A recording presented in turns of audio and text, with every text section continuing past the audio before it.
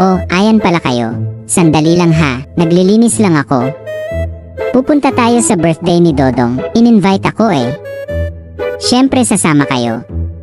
Birthday yon, hindi pwedeng ganito itsura ko. Okay na. Tara na, huwag kayong maingay, baka makancel. Ang tagal naman ng pagkain. Oo nga, gutom na ako. A few moments later.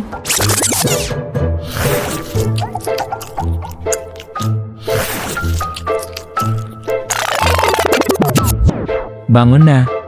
Ha? May pasok ka. Sino? Ikaw, Hindi ko kilala.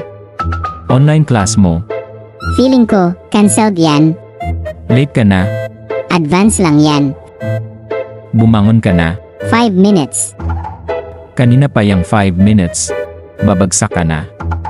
Babagsak din ako kung tatayo ako. Oh my god.